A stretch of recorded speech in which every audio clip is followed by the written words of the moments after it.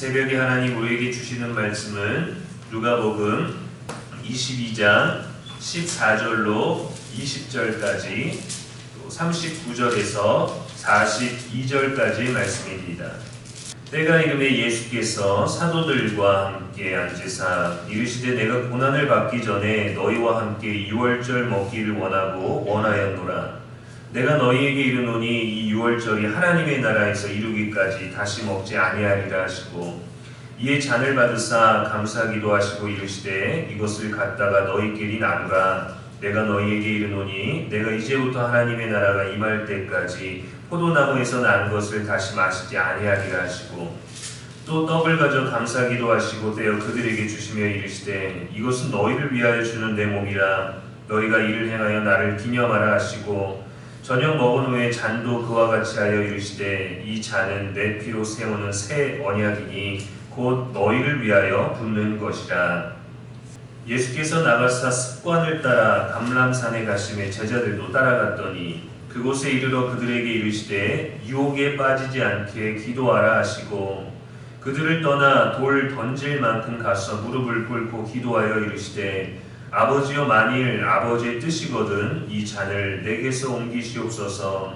그러나 내 원대로 마시옵고 아버지의 원대로 되기를 원하나이다 하시니.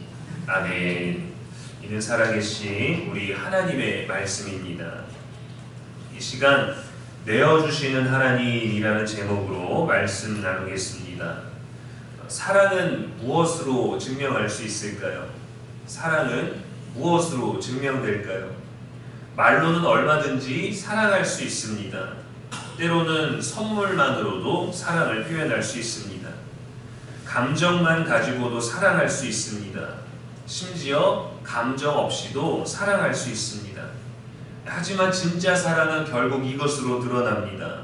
무엇을 내어주느냐. 시간을 내어주고 마음을 내어주고 때로는 자신 자체를 내어줍니다. 그래서 항상 사랑에는 대가가 있습니다. 십자가는 갑자기 일어난 사고가 아닙니다. 어쩔 수 없이 일어난 비극도 아닙니다. 아주 오래전부터 의도된 사랑입니다. 하나님은 우리를 구원하시기 위해 자신을 내어주셨습니다. 거룩한 말씀만, 능력의 말씀만 주신 것이 아닙니다. 세상 살아갈 방법만 주신 것이 아닙니다. 자신의 전부를 주셨어요. 아브라함이 이삭을 번제로 바치려 할 때 하나님은 멈추게 하셨습니다. 왜 그러셨을까요? 진짜 재물은 아브라함이 드리는 것이 아니라 하나님 자신이 내어주실 것이기 때문입니다. 그래서 숯불에 걸린 순양을 미리 준비하셨죠. 우리도 하나님께 드립니다. 시간을 드리고 예물을 드립니다. 헌신을 드립니다. 그런데 하나님은 우리가 드리고 있는 것보다 더 큰 것을 원하십니다. 너 자신을 내어주라 요구하시죠. 이 시대는 대체로 내어주기보다 빼앗는 방식으로 움직입니다. 나를 희생하기보다 타인의 것을 희생시켜서 더 많이 가지려고 하죠. 정치에서도 국민을 위해 내어주기보다 당의 승리와 자기 생존을 위해 상대를 밀어내고 주도권을 빼앗고 유지하는 것을 더 중요하게 여깁니다. 국제사회도 마찬가지입니다. 평화보다 자원과 항로, 국가적 이익과 손해를 둘러싼 계산이 앞섭니다. 어딘가에 자원이 많으면 내 땅이라 하고 세계적으로 뭔가 유행하면 자기네 역사, 자기네 문화라고 합니다. 일단 가지려고 합니다. 최근 미국과 이란 사이의 전쟁 국면에서도 에너지 시설, 석유 유출 거점, 해상 수송로를 두고 계속해서 갈등이 있습니다. AP통신에 따르면 미국 대통령은 이란의 에너지 인프라와 석유 수출 허브를 압박 대상으로 언급했고 미국과 이란을 둘러싼 충돌은 호르무즈 해협과 에너지 문제를 중심으로 전쟁의 확대 우려를 계속해서 키우고 있다라고 했어요. 이것은 내어줌 때문에 생긴 문제가 아닙니다. 내 것이 아닌데도 강한 자가 더 빼앗으려고 하는 싸움입니다. 내 것이 아닌데도 더 가지려는 싸움입니다. 전쟁은 늘 명분을 말하지만 그 속에는 자원과 주도권을 더 많이 가지려는 개인의, 단체의, 공동체의, 국가의 욕망이 있는 것입니다. 왜 사람들은 내어주지 못할까요? 우리 사는 세상은 내어줌보다 이 쟁취를 더 잘 압니다. 더 갖는 것에 본능적으로 반응하고 익숙합니다. 최근 한 지역에서 알바하는 사회 초년생을 대상으로 합의금을 받아내는 카페 사건이 있었습니다. 가게에서 판매하는 빵이나 음료를 제한된 범위에서 먹도록 허용을 해줬는데 나중에는 임금을 지불하지 않다가 임금을 달라고 요청을 하니까 이 사장님이 그 허용된 음료나 빵을 계속해서 먹는 영상을 증거 자료로 우리의 것을 횡령했다라고 하면서 급여보다 5배나 더 많은 돈을 요구했습니다. 줘야 할 것도 주지 않으면서 더 많이 빼앗으려 했습니다. 이렇게 세상은 강한 자가 더 많이 가져가는 구조를 만들어냈습니다. 그리고 그것을 법의 보호를 받을 수 있을 만큼 경찰이 그것을 쉬쉬할 수 있을 만큼의 잘못된 세상의 원리를 만들어냈죠. 그런데 세상을 만드신 하나님은 정반대로 하셨습니다. 세상은 빼앗아서 살려 하고 예수님은 내어주셔서 살리셨습니다. 오늘 말씀은 두 장면이 이어집니다. 하나는 최후의 만찬, 다른 하나는 겟세마네 동산입니다. 최후의 만찬 자리는 이미 뭔가 좀 다른 분위기, 다른 온도, 이미 무거웠습니다. 예수님은 떡을 떼시며 말씀하십니다. 이것은 너희를 위하여 주는 내 몸이라. 잔을 들며 말씀하십니다. 이 잔은 내 피로 세우는 새 언약이니 곧 너희를 위하여 붓는 것이라. 예수님은 이미 내어주고 계십니다. 이미 주셨어요.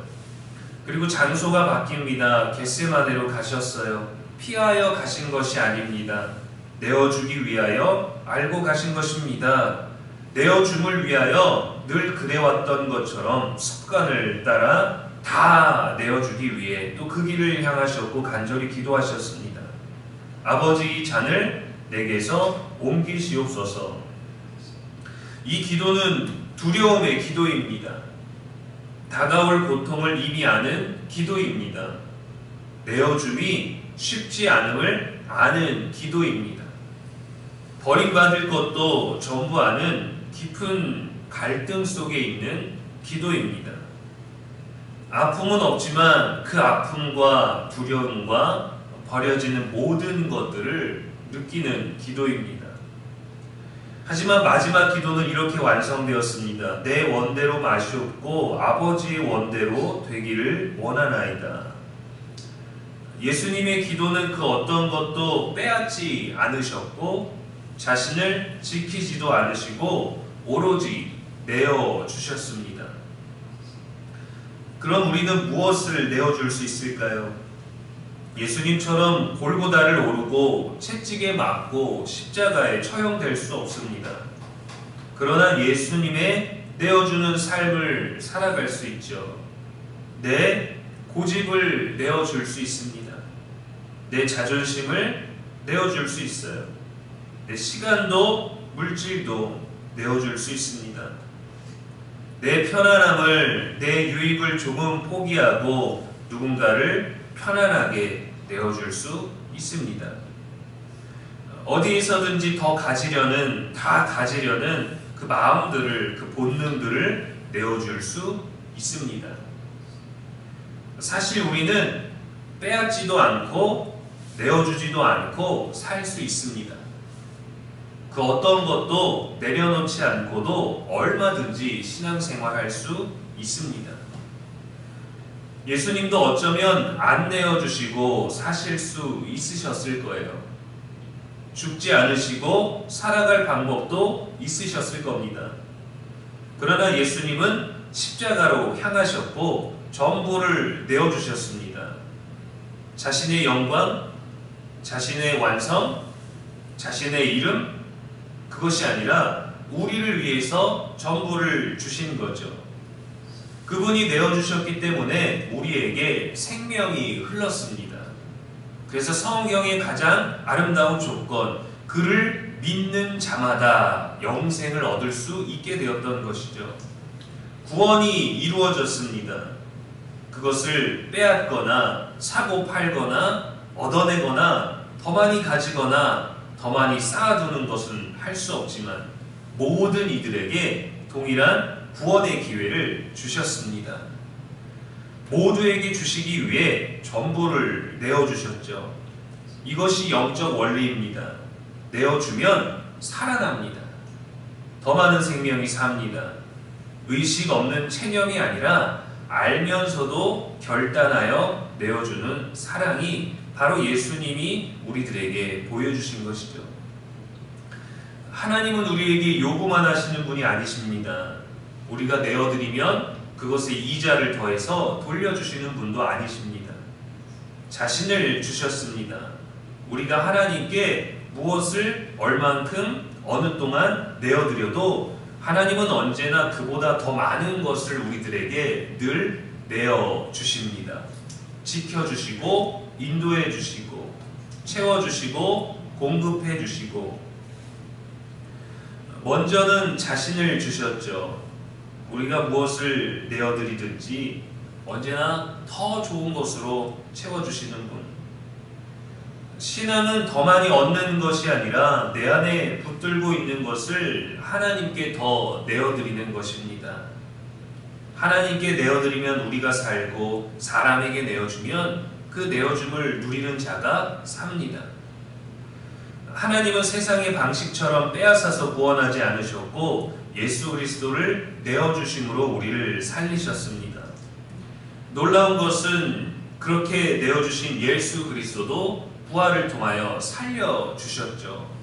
하나님의 방법은 누군가는 죽고 누군가는 사는 것이 아니라 단 하나의 방법으로 죽으시고 전부를 살리신 거예요. 그분의 사랑을 알면 억지로 드리는 것이 아니라 사랑으로 드릴 수 있게 됩니다. 그 대가는 우리 자신이지만 주님의 사랑은 그것을 가능하게 합니다. 우리에게도 하나님을 향해 내어드리는 사랑의 흔적이 매일마다 있게 되기를 주님의 이름으로 축복합니다. 기도하겠습니다. 하나님 아버지, 새벽에도 말씀 주시니 감사합니다. 고난주간을 보내며 사순절의 끝에서 부활을 소망하며 기쁨을 소망합니다. 그 기쁨을 맞이하고 그 기쁨을 더 길게, 그 기쁨을 더 많이 누리고 싶은데 우리에게 더 많이 있는 절기는, 더 긴 시간들은 고난입니다. 그리스도와 함께 죽어야만 살 수 있는 이 신비한 원리를 깨달아야만, 이 영성이 우리 안에 깊이 뿌리 내려야만 살 수 있음을 깨달아 알게 하여 주옵소서. 하나님께 내어드린다 하면서 우리에게 중요한 것들은 붙들고 있었음을 고백합니다. 조금 드리고 많이 받기를 원했던 우리입니다. 그러나 주님은 자신을 아끼지 않으시고 우리에게 전부를 내어주셨습니다. 예수님의 겟세마네의 기도를 우리에게 허락하여 주옵소서. 간절한 기도만 있는 것이 아니라 완성되는 기도까지 이르게 하여 주옵소서. 내 뜻이 아니라 아버지 뜻대로 되기를 간구하는 기도가 터지게 하옵소서. 이 고백이 우리의 삶이 되게 하시고 두려움을 넘어 순종하게 하시고 붙잡음을 내려놓고 내어드리는 믿음을 허락하여 주셔서 내어드리는 나도 살고 내 주변도 살고 우리 환경이 살아나는 그 놀라운 하나님의 신비를 경험하게 하여 주옵소서. 오늘도 우리의 영원한 생명과 소망이 되신 예수님의 이름으로 기도합니다. 아멘.